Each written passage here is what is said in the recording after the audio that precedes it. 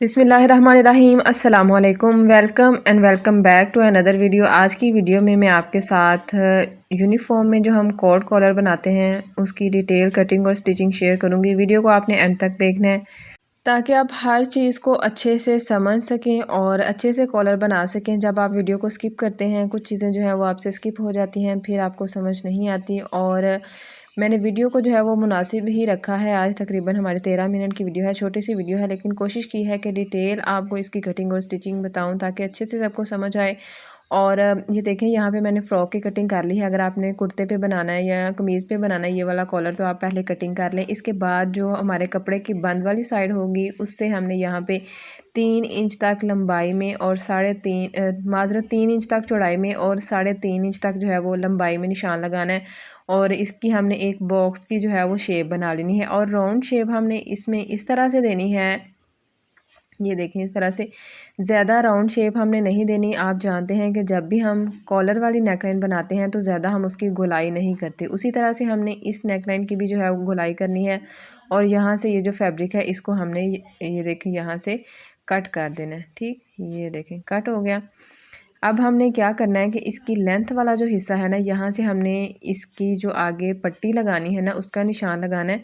तो ये निशान हम यहाँ पे लगाएंगे 10 इंच पे। ठीक है, ये निशान आप पहले भी लगा सकते हैं और अगर आप गले की कटिंग कर लें तो गले को रख के फिर ये वाला निशान जो है वो 10 इंच पे लगा लीजिएगा। और हाफ इंच तक इसी तरह से फैब्रिक को आपने फोल्ड करना है। तो इसको हमने यहाँ पे इस तरह से अच्छे से प्रेस करके इसकी क्रीज बना लेनी है। ठीक है, ये देखिए इस तरह से। अब ये जो दरमियान वाला कपड़ा है ना, अभी मैं बताती हूँ कि किस तरह से हमने इसकी कटिंग करनी है। ये देखें कपड़े को हम खोल लेंगे और जो इसका दरमियान वाला ये वाला हिस्सा है ना इसको हमने यहाँ से कट कर देना। ठीक है, ये देखें इस तरह से कट कर दिया। अब हमने इसको जो है वो शेप देनी है। ठीक है, ये देखें यहाँ से इस तरफ को और दूसरी तरफ से इस तरफ को। ठीक है, तकरीबन 1.25 इंच तक या हाफ इंच तक जो है हमने शेप देनी है। ये देखें ये जो हमने क्रीज बनाई थी ना उस क्रीज तक हमने इसको शेप देनी है। और इसको उठा के देख लेना है, अगर ये इस तरह से पूरा सही खुल रहा है तो आपकी अच्छे से शेप इसकी बन गई है। अब यहाँ पे जो नीचे की तरफ हमने फैब्रिक ऐड करना है, इसकी लंबाई मैंने रखी है 13 इंच तक और चौड़ाई रखी है तकरीबन इसकी मैंने 6 इंच तक। तो इसी तरह से आपने लंबाई और चौड़ाई लेनी है। और जो हमारे शर्ट की फ्रंट साइड होगी दोनों सीधी साइड जो है कपड़े की मिला लेनी है। ठीक है, और इस तरह से इसको हमने सेट करना है। और ये जो क्रीज बनाई है इस तक हमने इसको यहाँ पे जो है वो दोनों साइडों पे सिलाई लगा लेनी है। सिलाई लगा के भी आपको दिखाती हूँ, ये देखें इस तरह से। ठीक है, और यहाँ पे जो इसका कट है कट तक हमने इसको यहाँ पे अच्छे से सिक्योर करना है। ठीक है, ताकि यहाँ से हमारे धागे ना निकलें। ये देखें जी, ठीक है।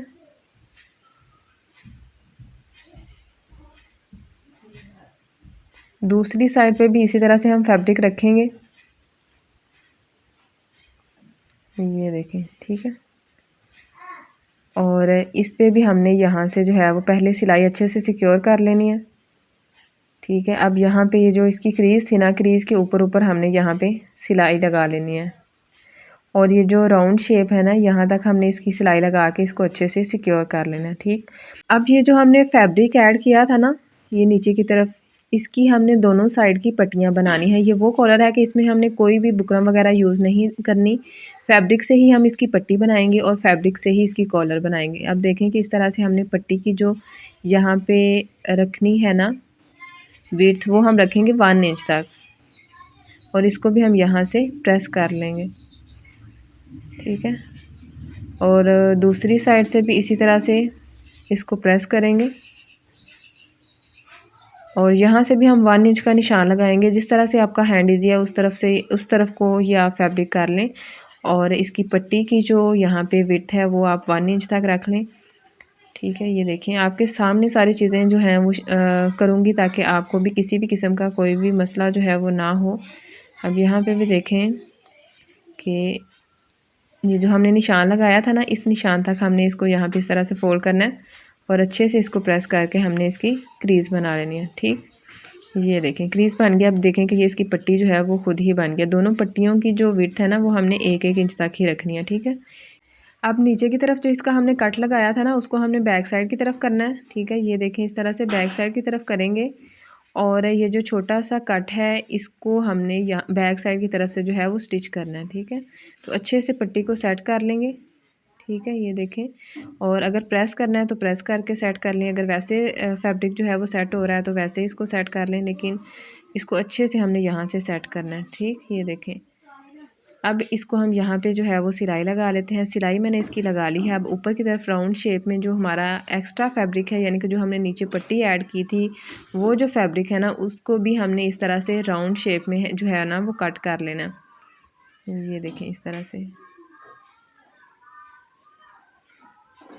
ऊपर की तरफ ये जो एक्स्ट्रा फैब्रिक होगा उसको भी आपने कट कर लेना है। अब ये जो हमने पट्टियाँ रेडी की थी ना, इनके ऊपर ऊपर जहाँ तक इनकी सिलाई होगी ना वहाँ तक हमने इनका यहाँ पे तकरीबन 1/2 इंच का कट लगाना है। 1/2 इंच से थोड़ा सा कम हो जाए, लेकिन 1/2 इंच से ज़्यादा ना हो। अच्छा, जो चीज़ यहाँ पे मैं आपको समझाना चाह रही हूँ वो आप ध्यान से देखें। ये जो हमारी पट्टी का स्टार्टिंग पॉइंट था ना, यानी जहाँ तक हमने इसकी सिलाई लगाई थी वहाँ तक ये देखें मैंने कट लगाया है, और दोनों साइडों से हमने इसको इस तरह से रखना है और इसको हमने यहाँ से स्टिच कर लेना है। तो देखिएगा कि ये जो फैब्रिक है अंदर की तरफ जो है वो अच्छे से सिक्योर हो जाएगा, और इसकी फिनिशिंग जो है वो बहुत ही अच्छे से आएगी। ये गला देखने में जितना मुश्किल लगता है बनाने में उतना ही आसान है। तो ज़रूर इसको ट्राई कीजिएगा और अपना फ़ीडबैक भी मेरे साथ ज़रूर शेयर कीजिएगा। कोट सेट में ये वाले गले जो हैं वो बहुत ही अच्छे लगते हैं। मैंने ये वाला बनाया है। इंशाल्लाह अपना जो मैं ड्रेस स्टिच करूँगी ना, अभी ड्रेसेस आने वाले हैं तो अभी चक्कर नहीं लगा। तो इंशाल्लाह जब ड्रेसेस लेके आऊँगी तो फिर मैं अपने ड्रेस पे भी ये वाला गला जो है वो ज़रूर बनाऊँगी। अभी ना बड़े शहरों में या ब्रांड्स में इस तरह से होता है कि ड्रेसेस जो हैं वो जल्दी जो है वो मिल जाते हैं, लेकिन जो लोकल मार्केट होती है ना, मेरे ख्याल से उसमें जो मेन सीज़न होता है ना, जैसे कि अभी दिसंबर है तो दिसंबर में ज़्यादा अच्छे फैब्रिक मिलते हैं। मैं एक दफ़ा गई थी लेकिन मुझे कोई अच्छा फैब्रिक नहीं मिला, फिर मैंने कहा चलें 1 महीना वेट कर लेते हैं। अब यहाँ पे देखें कि 1/2 इंच तक जो है वो हमने इसकी बैक साइड की भी कटिंग करनी है। जो हमने फ्रंट साइड की इसकी नेक की कटिंग की थी ना, उसी हिसाब से हमने चौड़ाई रखनी है, और इसकी लंबाई जो है वो हमने सिर्फ 1/2 इंच तक रखनी है। अब कपड़े की दोनों सीधी साइड जो है वो हम मिला लेंगे, और शोल्डर वाली तरफ से ना ऊपर यहाँ पे हम दोनों साइडों पे इसकी सिलाई लगा लेंगे। ठीक है, लेकिन उससे पहले देखें कि ये जो हमारा फैब्रिक है ना इसमें ये वाला, इसको हमने तकरीबन नीचे से 2 इंच तक रखें या 1.5 इंच तक, और इस तरह से इसको आपने तिरछा कट कर लेना है। एक साइड से जितना आपने फैब्रिक कट किया होगा ना, दूसरी साइड की तरफ से भी आपने इतना ही फैब्रिक इसका कट करना है, और नीचे की तरफ से भी तकरीबन 1 इंच तक इसका फैब्रिक कट कर लें, और इस तरह से आपने इसको स्टिच कर लेना। ठीक है, ये देखें इस तरह से, और शोल्डर से भी हमने इसको स्टिच कर लेना है। अब यहाँ पे पहले मैं ये जो फैब्रिक हमने कट किया था, यानी कि जो नीचे की तरफ हमने फैब्रिक ऐड किया था, पहले हम इसको सिक्योर करेंगे, फिर उसके बाद हम शोल्डर वाली साइड पे इसकी सिलाई लगाएंगे। अगर आप मेरे चैनल पर नए हैं, चैनल को सब्सक्राइब कर लें, बेल आइकन को प्रेस करके ऑल पे क्लिक कर लीजिए ताकि फ्यूचर की तमाम वीडियोस का नोटिफिकेशन आपको मिल सके। और अगर आपने मेरे चैनल की बाकी वीडियोस को अभी तक विज़िट नहीं किया तो बाकी वीडियोस को भी ज़रूर विज़िट कीजिएगा। इंशाल्लाह आपको बहुत ही useful ideas, tips and tricks देखने को मिलेंगी।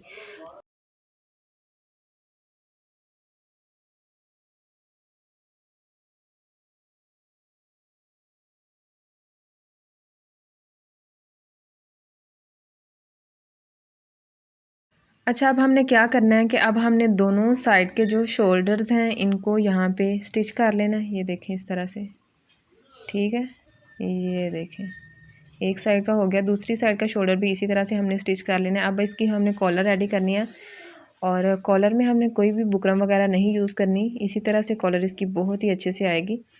तो यहाँ पे देखें कि इस तरह से हमने ना पट्टियाँ जो हैं इनको पकड़ लेना है, और ये जो ऊपर की तरफ इसका कट है ना, यहाँ से हमने अपनी कॉलर की मेजरमेंट लेनी है सबसे पहले। तो यहाँ पे 8 इंच और 1 पॉइंट तक जो है वो इसकी एक साइड की विड्थ है, और दोनों साइड की लेंथ इसकी आएगी यहाँ पे 16 इंचज़ और 2 पॉइंट तक। ठीक है, तो आपने जो कॉलर के लिए फैब्रिक यहाँ पे रखना है ना, वो तकरीबन 1 इंच तक आपने ज़्यादा रखना है। ठीक, 1 या 1.5 इंच तक। अब यहाँ पे देखें कि 16 इंचज़ तक था ना, तो मैंने 18 इंचज़ तक रखा है इसकी लेंथ, और विड्थ जो है ना वो मैंने 7 इंचज़ तक रखी है। अब यहाँ पे इसको हमने डबल फोल्ड करना है, 4 फोल्ड करना है, और बंद वाली साइड पे यहाँ पे हमने 3 इंच पे निशान लगाना है। ये 3 इंच बैक साइड की तरफ आएगा। इसके बाद जो हमारी कॉलर की एग्जैक्ट मेजरमेंट थी उस पर हमने निशान लगाना है। यहाँ पे हमने 1 इंच पे निशान लगाना है, और इसको हमने इस निशान के साथ मिला लेना है। ठीक है, अब यहाँ पे ना इसकी आगे की तरफ हमने कोई भी शेप वगैरह नहीं देनी, इसको हमने यहाँ पे सीधा ही रखना है, ठीक है। ये देखें इस तरह से। और यहाँ से आप सिलाई का मार्जिन रखें, 1 बोर्ड का मार्जिन रखें, और बाकी जो भी फैब्रिक होगा उसको आपने यहाँ से कट कर देना है। ये देखें जी इस तरह से, ठीक है। फैब्रिक को हमने कट कर दिया। अब जो दोनों साइड्स हैं ना, ये जो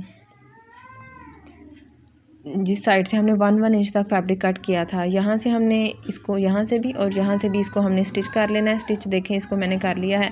अब हमने इसको करना है सीधा, ठीक है। ये देखें इस तरह से सीधा करेंगे, और इसके जो कॉर्नर्स हैं, कॉर्नर्स को हमने अच्छे से जो है वो यहाँ से सेट कर लेना, ठीक है। ये देखें जी इस तरह से, ठीक।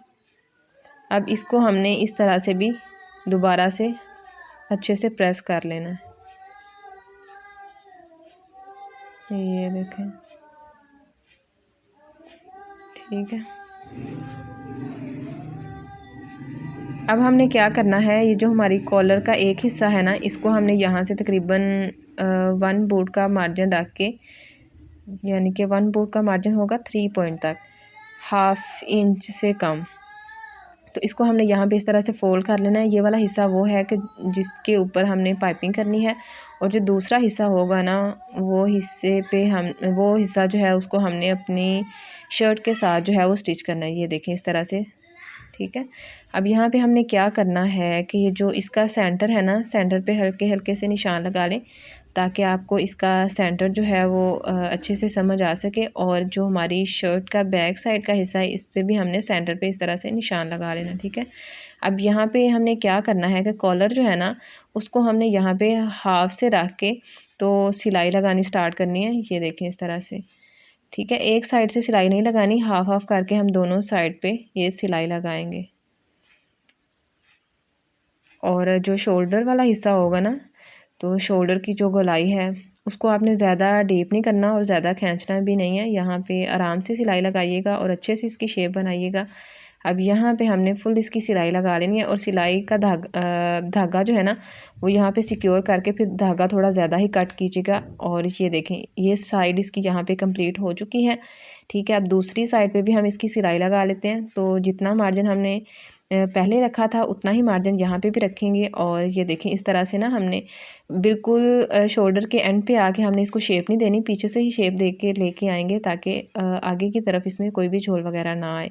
और यहाँ पे भी देख लें कि इस तरह से हमने इसको सेट किया, और यहाँ पे भी हमने इसको अब सिलाई लगा लेनी है, ठीक है। ये देखें जी, दोनों साइड्स हमारी कंप्लीट हो चुकी हैं। अब कुछ बहनें जो हैं वो सिलाई भी लगा लेती हैं कॉलर पे, लेकिन हम इसको जो है वो हैंड स्टिच करेंगे, ताकि इसकी फिनिशिंग जो है वो ज़्यादा अच्छे से आए। कंप्लीट करने के बाद मैं आपको दिखाती हूँ इसकी फ़ाइनल लुक। माशाल्लाह से हमारा कॉलर बहुत ही अच्छे से रेडी हुआ है। यहाँ पे हमने बटन लगाना था, तो बटन मैंने बाद में लगा लिए थे, यहाँ नहीं। ये वैसे आपको बता रही हूँ कि यहाँ पे मैंने ना ये जहाँ तक ये जो वी की शेप आ रही है, यहाँ तक मैंने इसका जो है वो बटन लगाया था। बाकी इसकी आप फाइनल लुक देख लें। मिलते हैं आपसे इंशाल्लाह नेक्स्ट वीडियो में। अपना बहुत सारा ख्याल रखिएगा, दुआओं में मुझे भी ज़रूर याद रखिएगा। फ़ी अमान अल्लाह।